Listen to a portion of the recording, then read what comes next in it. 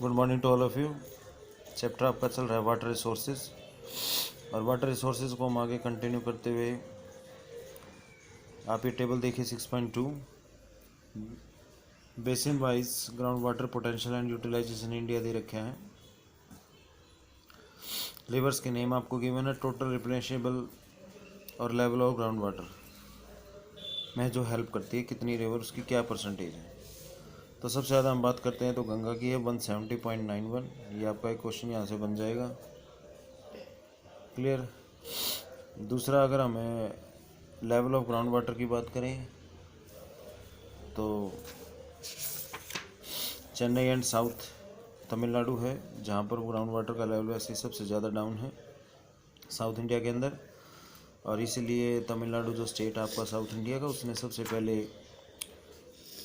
जो है रिचार्जिंग के लिए, यानी कि जो छत के ऊपर वर्षा का पानी आता है, रेनफॉल वाटर आता है, उसको कनेक्शन करवाया है अंडरग्राउंड वाटर के अंदर।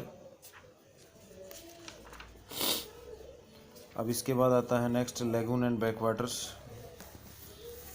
लेगून्स हम किसे कहते हैं? देखिए, लेगून नॉर्मल तो एक सॉल्टी लेक होती है, सॉल्ट सैलाइन वाटर लेक होती है जिसके अंदर खारा पानी होता है, उसे हम लेगून कह देते हैं। बैक वाटर, अब देखिए ये इंडिया की बाउंड्री है, तो जिस तरह से मैप में शो कर रखी है इस तरह से नहीं है एक्चुअल में ग्राउंड पे। ये काफ़ी कहीं आगे निकली हुई है, कहीं पीछे निकली हुई है, कहीं आगे निकली हुई है।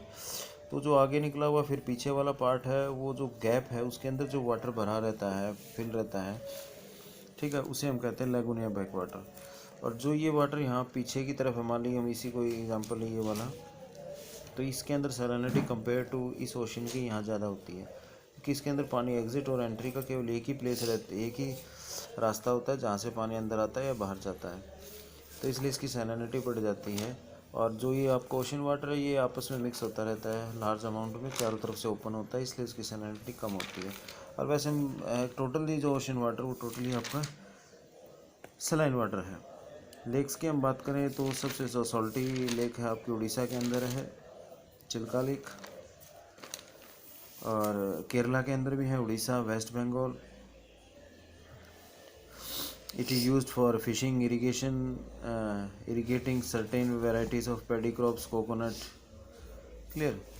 नेक्स्ट हेडिंग आ जाती है वाटर डिमांड एंड यूटिलाइजेशन। जब हम वाटर डिमांड की बात करते हैं, देखिए इंडिया बेसिकली जो है एग्रीकल्चर बेस्ड कंट्री है, तो मैक्सिमम पॉपुलेशन इसकी एग्रीकल्चर पे डिपेंड करती है। तो हमें जब जो हमारा आधार होता है, जो हमारा बेस होता है, हमें उसको इम्प्रूव करना पड़ेगा। तो उसको इम्प्रूव करने के लिए जो हम इरिगेशन में जो हम इसमें एग्रीकल्चर के अंदर जो हम क्रॉप्स लगाते हैं, उन क्रॉप्स के प्रोडक्शन को हमें इंक्रीज़ करना पड़ेगा। तो क्रॉप के प्रोडक्शन को इंक्रीज़ करने के लिए अब रेनफॉल तो हमारे इंडिया के अंदर पूरा साल होती ही है, तो इसलिए हमें क्या करना पड़ेगा उस टाइम पे, इरिगेट करना पड़ेगा क्रॉप्स को। तो इरिगेट करना पड़ेगा तभी प्रोडक्शन इंक्रीज़ होगा। तो जो मेनली 5 ईयर प्लान्स होते हैं, जो उसमें इस चीज़ के ऊपर फोकस किया जाता है कि हम अपने इरिगेशन सिस्टम को कैसे स्ट्रॉन्ग बनाएं। तो इसके लिए कुछ डैम्स बनाए गए, मल्टी रिवर प्रोजेक्ट्स बनाए गए। 10th क्लास में भी आपने क्वेश्चन था, what are the objectives of multi river projects, बहुउद्देशीय परियोजना के लाभ बताइए। तो जैसे आपका भाखड़ा नंगल डैम है, हीराकुंड डैम है, दामोदर है, नागार्जुन सागर है, इंदिरा गांधी कैनाल प्रोजेक्ट है। अब जैसे इंदिरा गांधी कैनाल प्रोजेक्ट जो भाखड़ा नंगल डैम है आपका, वहाँ से एक स्पेशल रिवर राजस्थान के लिए निकाली गई है, राजस्थान स्टेट के लिए, और जो इस राजस्थान को वाटर प्रोवाइड करते। देखिए, जब ये इंदिरा गांधी कैनाल निकाली गई थी उससे पहले यहाँ की जो कंडीशन है वो बहुत ही ख़राब थी, ठीक है। ज़मीन के अंदर मॉइस्चर अवेलेबल नहीं था, पानी अवेलेबल नहीं था, क्रॉप्स को इरिगेट नहीं कर सकते थे, बारिश पर ही डिपेंड करते थे, तो एरिया पूरी तरह से ड्राई था, प्रोडक्शन भी बहुत ज़्यादा लो था। लेकिन जब से इंदिरा गांधी कैनाल निकाली गई तब से इसके अंदर ज़मीन के अंदर मॉइस्चर अवेलेबल हो गया है, क्रॉप्स प्रोडक्शन हो गया, वो क्रॉप्स लगाई गई है जो यहाँ पहले कभी नहीं लगाई जाती थी, क्योंकि इरिगेशन की जो फैसिलिटी अवेलेबल हो चुकी है। तो ये इनके पर्पसेस हैं।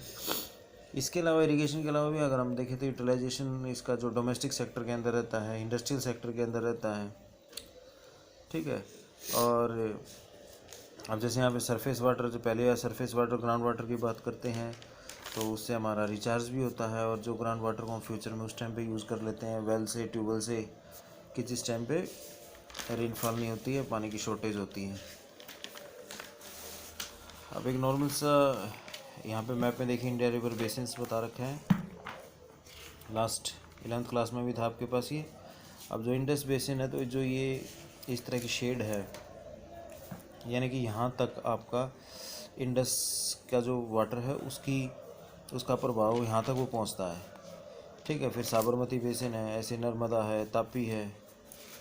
ठीक है, ये जो है आपका शेड है ये गंगा बेसिन है, यानी कि पूरा एरिया गंगा का जो पानी वहाँ पहुँचता है।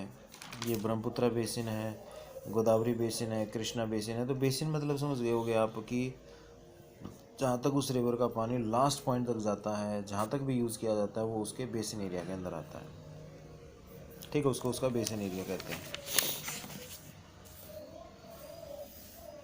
ग्राफ में आप देखिए सरफेस वाटर विड्रॉल और दूसरे में ग्राउंड वाटर विड्रॉल है। सरफेस वाटर की बात करते हैं तो जो एग्रीकल्चर में 89% है और ग्राउंड वाटर का है जो 92% है। ठीक है, ऐसे डोमेस्टिक की बात करते हैं 9% है, ग्राउंड वाटर की बात करते हैं तो 3%। यानी मैक्सिमम यूज़ किस में हो रहा है? एग्रीकल्चर में हो रहा है ग्राउंड वाटर का। इंडस्ट्रियल सेक्टर की बात करते हैं, सरफेस वाटर केवल 2% यूज़ होता है, और इंडस्ट्रियल सेक्टर की अगर ग्राउंड वाटर की बात करते हैं तो 5% यूज़ हो रहा है। यानी कि मैक्सिमम जो ग्राउंड वाटर यूज़ हो रहा है किसमें? एग्रीकल्चर में और आपका इंडस्ट्रियल सेक्टर में। डोमेस्टिक में ग्राउंड वाटर कम यूज़ होता है। ठीक है, सरफेस वाटर डोमेस्टिक वाटर में ज़्यादा यूज़ होता है। घरों के अंदर जो पानी आता है वो भी रिवर से रिवर के बाद फिर कैनाल से फिर स्टोर किया जाता है, उसे प्यूरीफाई किया जाता है, तब आपके घरों में सप्लाई वाटर पहुंचता है। जहाँ कोई फैसिलिटी अवेलेबल नहीं है वहाँ पर आपका हैंडपम्प्स, वेल, इस तरह से काम किया जाता है। तो आज आप यहाँ तक के इसको रीड करेंगे और क्वेश्चन आंसर्स फाइंड आउट करेंगे और फिर नोटबुक के अंदर जो क्वेश्चन हैं उन्हें लिखेंगे। Thank you.